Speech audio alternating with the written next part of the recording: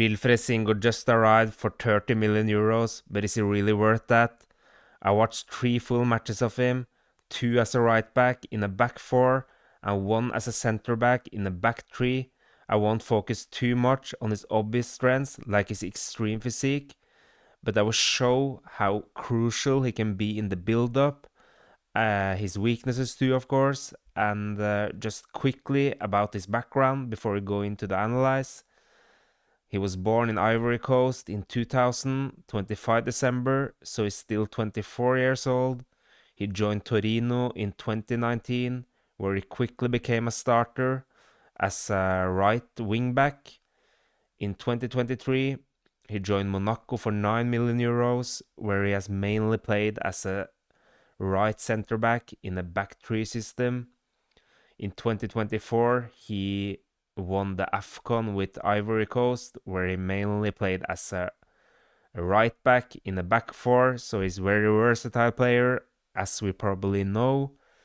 So let's jump into the game then, shall we? Or the games I watched. This was against Benfica in the Champions League away, where he played as a center back. And as you see here, when he got the ball, it's not many options to play forward.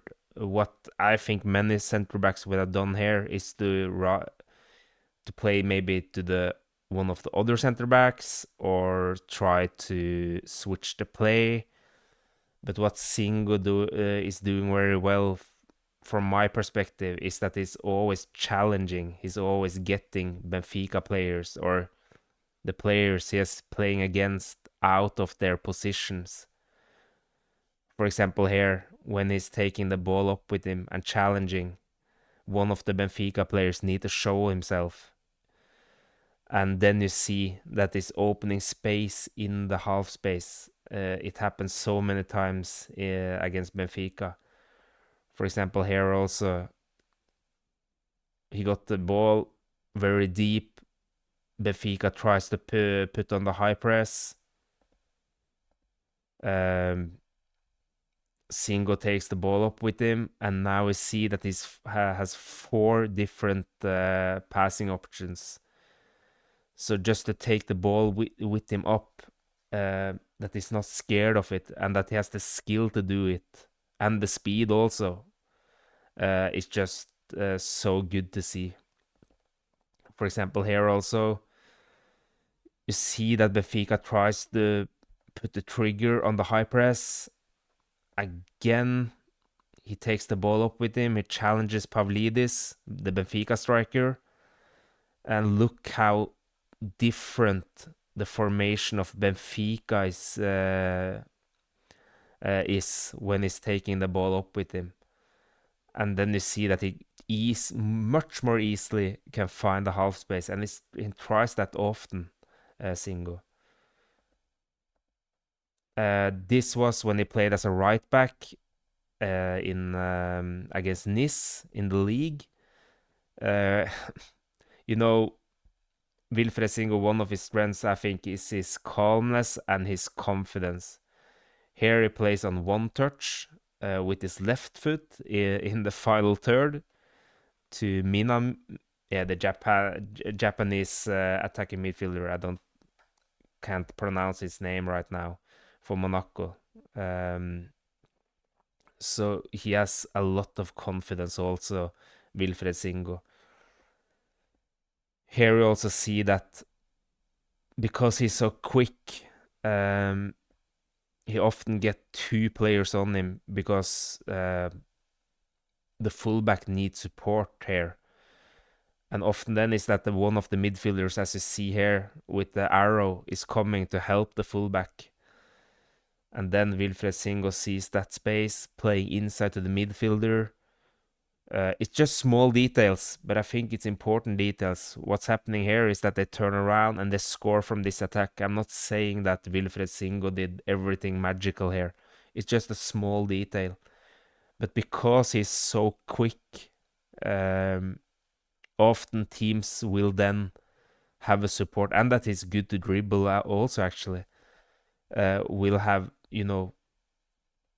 take one extra man on him because he can easily pass or dribble um, one player. But if it's two, it's more difficult for him to dribble.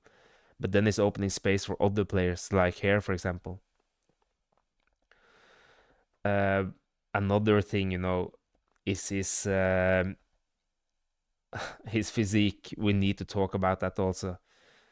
I think the biggest difference between a good defender and an extremely good defender is how tight, one of many things, is how tight can it be to his uh, to the player he's defending against.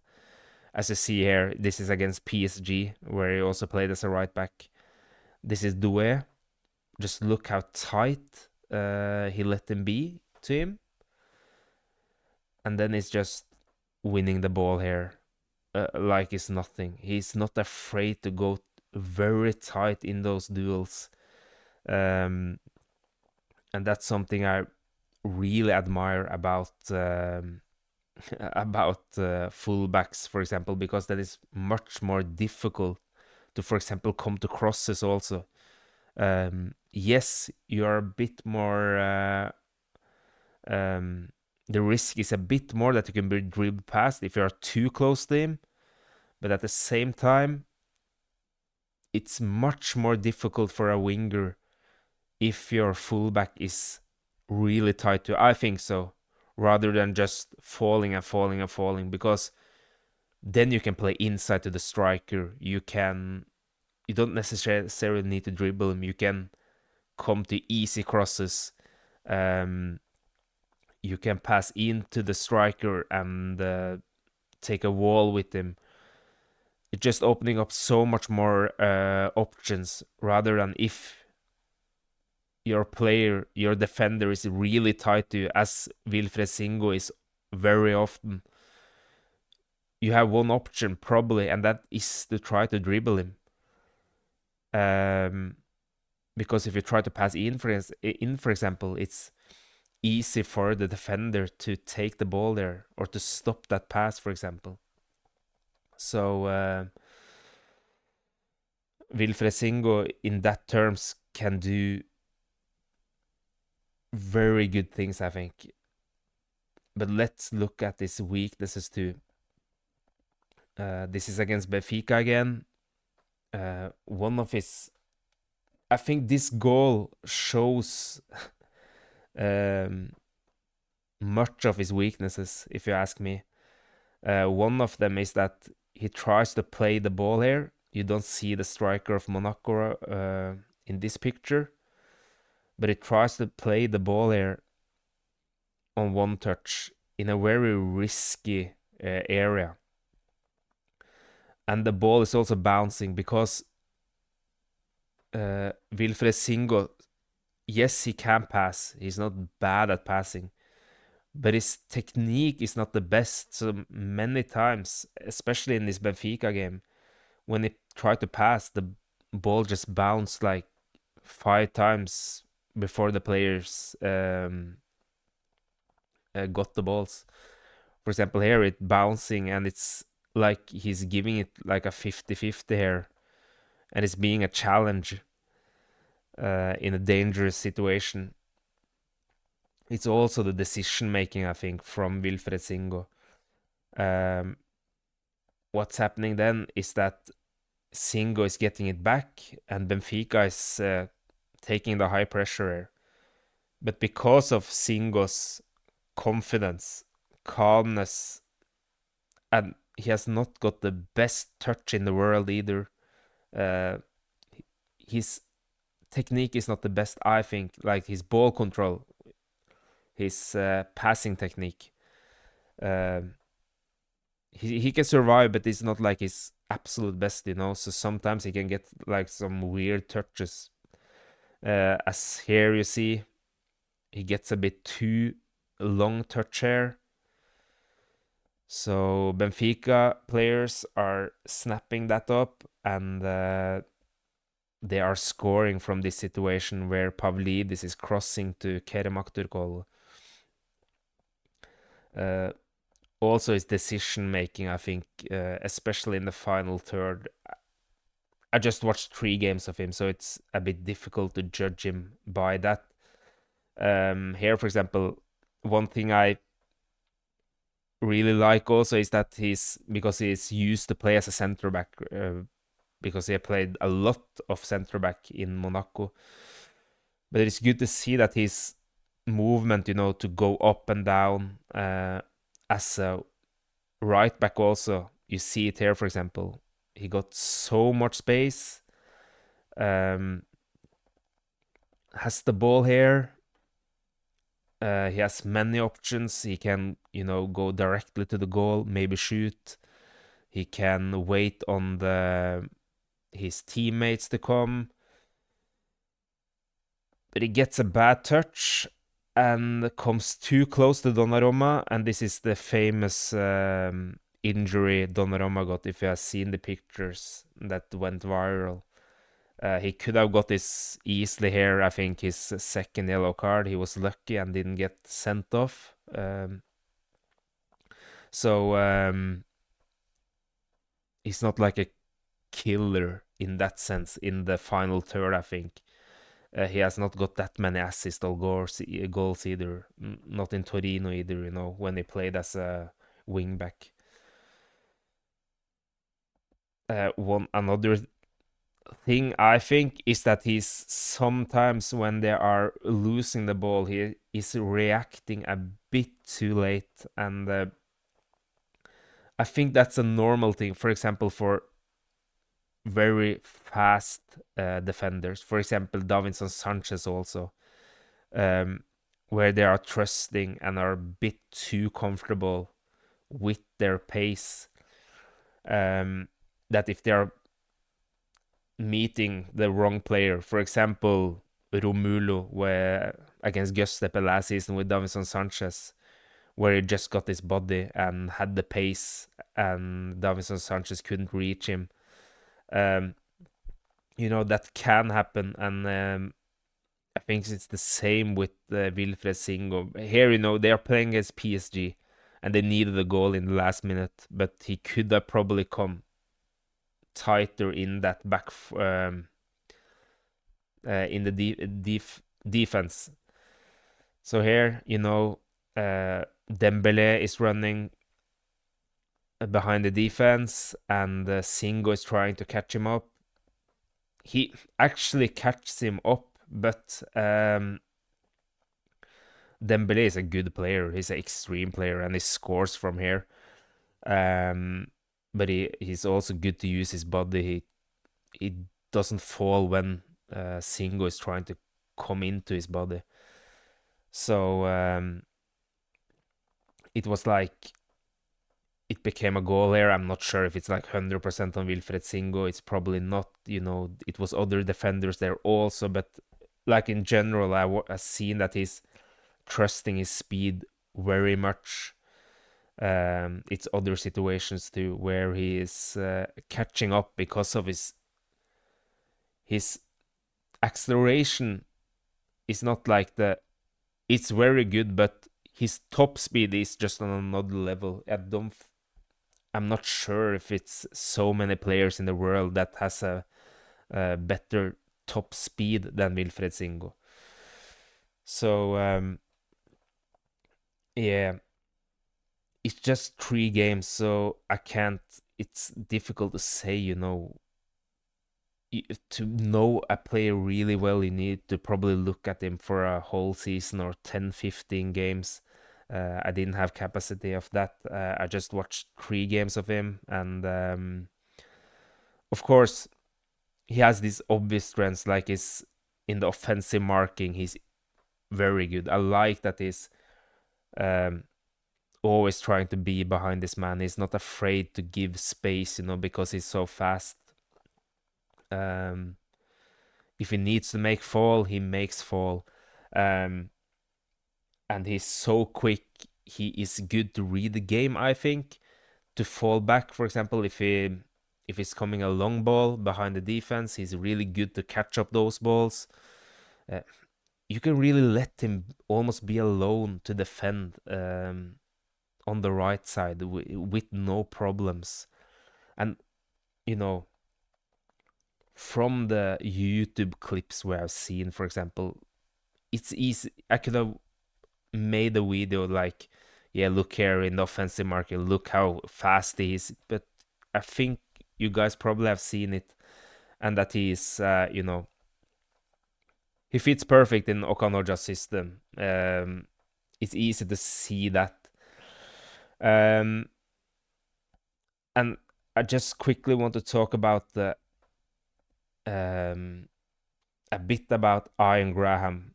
He was Liverpool's former director of research, who was involved in analyzing and recommending players like Salah and Van Dijk. He said on the High Performance podcast on YouTube, on this picture, I recommend the people to watch it because it's pretty interesting. Why I want to talk about this is because people are talking about, can we sell Wilfried Singo? We bought him for 30 million euros, and of the next sale, the 10% of the profit will also go to Monaco. This is just my opinion, is that you don't always need to sell players, to see, how can I say this? Okay, maybe you won't sell him for 30 million euros in 5 years or 6 years. But at the same time, I think that if he is really good for us in 10 years, it's a fantastic signing anyway. If he let us come to the Champions League, if we are coming to the quarterfinals in the Champions League, for example, semifinals, and he's a important player in that team, or when we are winning the league and we are coming to the Champions League, for example, I don't think we should only look at what we bought him for. But if we are like, oh, can we sell him? If people are really interested in that takes, for example, what Ian Graham said, that's why I'm taking him up, is that Liverpool had like a informal policy of not signing players over 24 years old, because then you could also, they were not too young to only be talents, and not unfinished, but they were like just before they hit their prime, where this is him, he probably knows what he talks about, that players often come in their primes when they are 26, 27 years old. So, for example, with Coutinho, they sold him when he was 26. And it's typical that the biggest clubs are buying players when they are finished. Not finished, when they are in their absolute prime. They can't wait, It is always some different cases, but in general, these teams like Real Madrid, Manchester City, they want the players when they are at their absolute prime, because they need to win every game. It's the same thing I'm talking about. For example, Galatasaray. It's, yes, I would really love to do it like I'm doing it on Football Manager, to buy 18, 19 years old players. But Galatasaray is not a development club. It's because they need to win every game. It's the same with Real Madrid. It's the same with Barcelona. Yes, Barcelona has another culture. It's the same with Bayern München. It's the same with Inter. It's the same with every top club. So, yeah, but about to sell him, for higher sum, Wilfried Singo, I still think he can develop. I still think in the decision making, even with a bit more experience, especially as a defender. Um, you're not in your prime. I think at least when until you are 27 to 29, 30 years old. Yes, Singo is a physical player, but at the same time, I think that um, the best scenario, if people are like, oh, we should earn money on him. If he gets his absolute potential out and Galatasaray is doing well in the Champions League and he is playing extremely well, um, and let's say in 1 to 2 years, 2 year, I think he potentially can go for 50, 60 million euros. This is just some numbers I'm throwing out, but uh, he has that potential if he gets it out. Um, yeah, that was just my little take on that. But as I'm saying, it's not always you need to earn money on or sell players. Of course, it's really good to sell players, but we also need to remember that Jelert, Cuesta, Frankowski is almost 30 million euros. So, is it that expensive? I don't know. The time will tell, but I'm really excited for this transfer at least. Um, yeah, we just need to wait and see. And it's gonna be cool to see him against Liverpool, against Manchester City, against Atletico Madrid, against his old club Monaco, for example. It will be really great. I can't wait for the Champions League. So, and I hope you guys enjoyed this episode. It's the first time I'm doing this analytical thing, but I just wanted to do it. So, I hope you enjoyed it. Please hit the subscribe button if you liked it, and the like button. And I hope to see you soon. Bye.